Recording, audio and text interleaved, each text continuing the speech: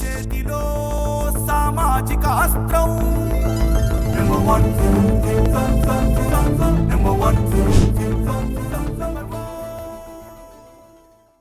నమస్తే, welcome to number 1 news. నేను హాసిని. ప్రభుత్వాలు ఏవైనా అణగద్రొక్కబడేది కాపులేనని కాపు నాయకుడు దాసరి రాము అన్నారు. నెల్లూరు జిల్లా కందుకూరు మండలం దారకనిపాడు గ్రామంలో కాపు యువకుడైన తిరుమలశెట్టి లక్ష్మయ్య నాయుడును దారుణంగా హత్య చేశారని, అతని ఇద్దరు సోదరులు చావు బ్రతుకుల మధ్య ఉన్నారని, ఇదంతా అధికార పార్టీ అండా చూసుకొని చేసిన దౌర్జన్యకాండ అని దాసరి రాము అన్నారు. గత ప్రభుత్వంలోనూ కాపులు అనేక వివక్షలకు గురయ్యారని, జగన్ పై పోరాటం చేసి కూటమిని అధికారంలోనికి తెచ్చింది కాపులేనన్న విషయాన్ని కూటమి ప్రభుత్వం గుర్తు పెట్టుకోవాలని దాసరి రాము అన్నారు. అయితే చేసిన మేలు మరిచి కూటమి ప్రభుత్వం కూడా కాపులపై దౌర్జన్యాలకు తెగబడటం విచారకరమన్నారు. తక్షణమే దారకనిపాడు నిందితులను కఠినంగా శిక్షించేలా చర్యలు చేపట్టాలని, భవిష్యత్తులో కాపులపై ఎటువంటి దాడులు జరగకుండా చర్యలు తీసుకోవాలని దాసరి రాము డిమాండ్ చేశారు.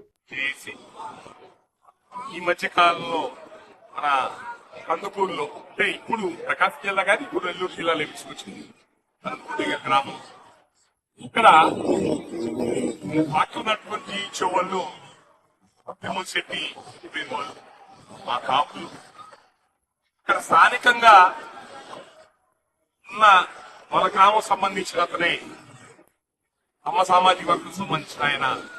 అతనితో జరిగిన చిన్న గొడవ విషయంలో మనసులో పెట్టుకొని వాళ్ళ అన్నదమ్ములు బైక్ మీద వెళ్తుంటే ఫార్చునర్ కారు పెట్టి ఎక్కడ సినిమాలో చూస్తుంటాం ఆ విధంగా ఫార్చునర్ కార్ను గుర్తించి వాళ్ళ ముగ్గురు చంపాలను గుర్తించి కింద పట్టోళ్ళ మీద మళ్ళీ కారు ఎక్కించి మళ్ళీ వాళ్ళ కుటుంబ సభ్యులు వాళ్ళ నాన్న వాళ్ళందరూ ఫోన్ చేసి ఒక వ్యక్తి అక్కడే చనిపాడు, తిరుమలశెట్టి లక్ష్మీనాయుడు. మిగతా ఇద్దరు భార్గవ్ పవన్ అక్కడ చావు బతుకుల మధ్య ఉంటే కుటుంబ సభ్యులు ఫోన్ చేసి వీళ్ళని కూడా చంపేద్దాం, సాక్ష్యం లేకుండా చేద్దామని చెప్పని చూపిస్తే వాళ్ళు కత్తులను నాటు తీసుకొని వాళ్ళ నాన్నగారు వాళ్ళ ఇంట్లో వాళ్ళందరూ కూడా వస్తే చుట్టుపక్కల పొలాల్లో ఏం జరుగుతుందని చెప్పి అన్నించుకుంటూ వస్తే వాళ్ళని చూసి వెళ్ళిపోయారు.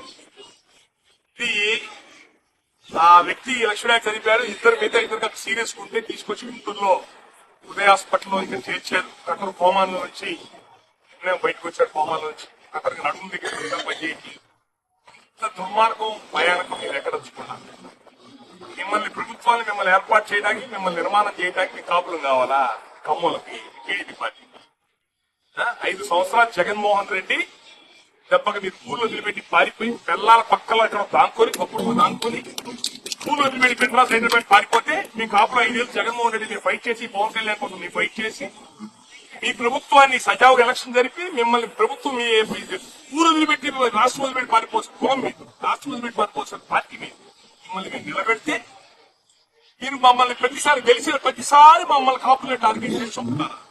అంటే నమ్మ సామాజిక వర్గమోడు ఇప్పుడు మనుషుల్ని స్వార్థతో గుర్తు చంపాలని చెప్పి చూశాడని చెప్పాడంటే అక్కడికి చట్టం మీద ఏం గౌరవం ఉంది? అంటే మీ ప్రభుత్వం ఉందని ధైర్యమేగా, ఎలాగో తప్పించుకుంటామని ధైర్యంతోనే ఇంత పని చేసి పట్టుపగలు పొలాల్లో చుట్టుపక్కల జనం చూస్తున్నాగా చేసిన పని.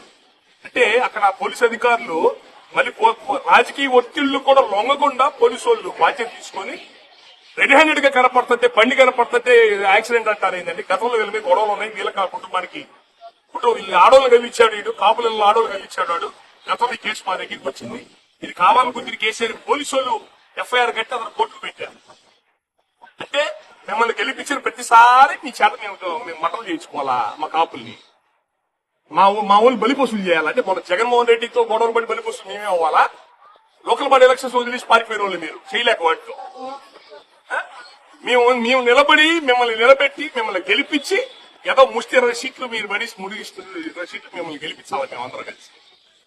నా పవన్ కళ్యాణ్ చెప్పిన మాట గౌరవించి మిమ్మల్ని గౌరవించి పార్టీకి మేము ఒక అవకాశం ఇస్తే మీరు మా కులాన్ని కక్ష సాధింపిద్దా మమ్మల్ని ఇబ్బంది. అలాగూ మాకు ఎక్కడ ఏ పనులు చేయట్లా, ఏ ట్రాన్స్ఫర్ లేవు, ఎక్కడ రాజకీయ ప్రాధాన్యత లేదు. తొక్కి పారేశారు కాపుత్వాన్ని, జనసేన క్యాడర్ తొక్కి పారేశారు అన్ని చోట్ల. అయినా పర్వాలేదు మేము పట్టించుకోవట్లేదే. ఈ రోజు రోడ్డు ఎక్కలేదే మేము ఎప్పుడు కూడా. మనుషులు చంపుతారా? ఎంత ఒళ్ళు కొవ్వు కండం కొవ్వెక్కుతే చేస్తారు. జగన్మోహన్ రెడ్డి చూపించపోయారా ఈ మగతనం తీసుకెళ్లి? మీరు ఆ రోజున 5 ఏళ్ళు జగన్తో పోరాడిపోయారా మీరందరూ కలిసి? కాపులు మీ ఎందుకు వచ్చి నిలబడ్డా? మీ అధికారంలోకి వచ్చిన తర్వాత ఇళ్లలో అడంగరేకులు కూడా మగాళ్ళు అయిపోతారు మీరు అధికారంలో రాగానే. మనుషులు గుర్తి చంపుతారా? ఇలాంటి పనులు చూస్తున్నాము. రేపు రాబోయే రోజుల్లో మీకు ఎట్లా మూల్యం చెల్లించుకోవాలో మీరు ఎట్లా చెల్లించుకుంటారు. మీకు ఇప్పటికీ చాలా అవకాశాలు ఇచ్చాం ఈ కమ్మ సామాజిక వర్గానికి, తెలుగుదేశం పార్టీకి. ఈసారి మమ్మల్ని మా జాతం ఎవరో అడ్డం పెట్టి మిమ్మల్ని వాడుకుంటున్నారు. మీరు ఇట్లాంటి పనులే చెయ్యండి. మీరు మన జగన్మోహన్ రెడ్డి మూల్యం చెల్లించుకున్నాడు కదా, మా జోలికి వచ్చి మీరు కూడా మూల్యం చెల్లించుకుంటారు. ఈ విషయంలో వాళ్ళకి న్యాయం జరగకపోతే వాళ్ళ కుటుంబం అన్యాయం అయిపోయింది. ఒకడు కోమా నుంచి బయటపడుతున్నాడు, ఇంకోటి కాలు నడుము పోయి చచ్చిపోయాడు. ఆ కుటుంబానికి ప్రభుత్వం బాధ్యత తీసుకొని న్యాయం చేయాలా, వాళ్ళకి ప్రభుత్వం ఉపాధి కల్పించాలా, ఉద్యోగాలు కల్పించాలా. ఈ దుర్మార్గానికి పాల్పడ్డోడు, మా కులపోడు, మా పార్టీ ఓడు ఇలాంటివి చూడకుండా నిజాయితీగా చర్యలు తీసుకొని వారి కఠినమైన శిక్షణ చేయాలి. లేకపోతే మీరు ఖచ్చితంగా కమ్మ సామాజిక వర్గం టీడీపీ పార్టీ. మరిన్ని లేటెస్ట్ అప్డేట్స్ కోసం చూస్తూనే ఉండండి నెంబర్ 1 న్యూస్. సామాన్యుడి చేతిలో సామాజిక అస్త్రం.